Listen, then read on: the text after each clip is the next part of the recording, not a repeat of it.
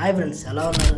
ఒక సినిమా ఓ మంచి విజయం సాధించిందంటే నెక్స్ట్ తీసే సీక్వెల్ పై భారీ అంచనాలు ఉంటాయి. వాటిని కొంతమంది ఒడిసి పట్టుకుంటారు, మరి కొంతమంది సినిమాకి సీక్వెల్ అంటే బొక్కబారలో పడుతున్నారు. ఇప్పటికే చాలా సినిమాలు సీక్వెల్ అంటే బోల్తా పడ్డాయి. ఒక రెండు భారీ బడ్జెట్ సినిమాలు మాత్రమే సీక్వెల్ లో సక్సెస్ అవుతున్నాయి. కథనాన్ని మధ్యలో కట్ చేసి కొనసాగించేసిన సినిమాలే సీక్వెల్ ఎక్కువ సక్సెస్ అవుతున్నాయని చెప్పుకోవాలి. సీక్వెల్ దెబ్బలో పెద్ద పెద్ద హీరోలు కూడా బోల్తా పడ్డారు. మరి ఆ హీరోలు ఎవరు, ఆ బోల్తా పడిన సినిమాలు అంటే తెలుసుకునే ముందు మీరు కన్నా ఛానల్ కొత్తగా వచ్చినట్టయితే ఛానల్ సబ్స్క్రైబ్ చేసాను, పక్కన ఉన్న బెల్ ఐకాన్ టచ్ చేస్తే నేను చేసే ప్రతి వీడియో నోటిఫికేషన్ మీకు వస్తుంది. అలాగే లైక్ చేసి మీ ఫ్రెండ్స్ అందరికి షేర్ చేయండి. అది ఎవరు తెలుసా? నేను పెట్టే ప్రతి పోస్ట్ ని లైక్ చేయడమే కాకుండా కామెంట్ చేసి 10 మందికి షేర్ చేసే ఉన్నత భావాలు ఉన్న వ్యక్తిరా. చిరంజీవి గారు నటించిన శంకర్దాద ఎంబీబీఎస్ ఎంతటి ఘన విజయాన్ని అందుకుందో మనందరికి తెలిసింది. ఈ సినిమాను ఎన్నిసార్లు చూసినా బోరు కొట్టని సినిమా లిస్ట్ లో ఇది ఖచ్చితంగా ఉంటుంది. అలాంటి సినిమాకు సీక్వెల్ వస్తుందంటే ఎలా ఉంటుంది?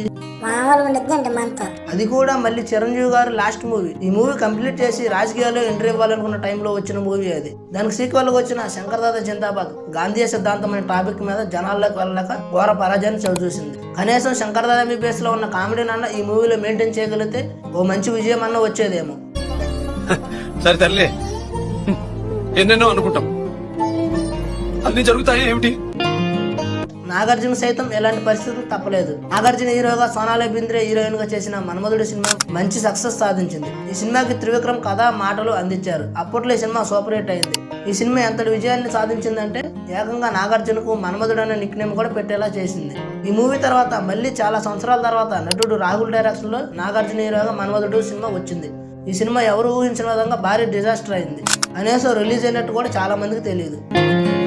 సీక్వెల్ తప్ప బాలకృష్ణ కూడా తప్పలేదు. తన తండ్రి నందమూరి తారక రామారావు జీవిత చరిత్రకు వచ్చిన ఎన్టీఆర్ కథానాయకుడు, ఎన్టీఆర్ మహానాయకుడు అనే చిత్రాలు రూపొందించాడు బాలకృష్ణ. అయితే ఫస్ట్ పార్ట్ గా వచ్చిన ఎన్టీఆర్ కథానాయకుడు కొంత పర్వాలేదు అనిపించిన, సెకండ్ పార్ట్ గా వచ్చిన ఎన్టీఆర్ మహానాయకుడు అనే చిత్రం ఘోర పరాజయాన్ని చవిచూసింది. నెక్స్ట్ వెంకటేష్ కూడా ఈ లిస్ట్ లో ఉన్నారు. అనిల్ రావుపూర్ డైరెక్షన్ లో వచ్చిన F2 చిత్రం ఎంతటి విజయాన్ని అందుకుందో మనందరికీ తెలిసింది. దానికి సీక్వెల్ గా వచ్చిన F3 రొటీన్ కామెడీ అవడం వల్ల ఇది కూడా ఫ్లాప్ లిస్ట్ లోకి వెళ్లిపోయింది. అలాగే తమిళంలో రజనీకాంత్ హీరోగా వచ్చిన చంద్రముఖి సినిమా సూపర్ హిట్ అయింది. దానికి తెలుగు సీక్వెల్ గా వెంకటేష్ హీరోగా తీసిన నాగవల్లి చిత్రం అనుకున్నంత విజయాన్ని సాధించలేకపోయింది. సరే నెట్టు లేక అల్లాడిపోతున్న పవన్ కళ్యాణ్ కు 10 ఏళ్ల తర్వాత వచ్చిన block buster movie Gabbar Singh. ఈ మూవీతో ఇండస్ట్రీ రికార్డులన్నీ బ్రేక్ చేశాడు పవన్ కళ్యాణ్. అలాంటి సినిమాకు సీక్వెల్ గా వచ్చిన సర్దార్ గబ్బర్ సింగ్ అనుకున్న స్థాయిలో విజయాన్ని సాధించలేక బోల్తా పడింది. కనీసం పవన్ కళ్యాణ్ మ్యాజిక్ కూడా పనిచేయలేకపోయింది.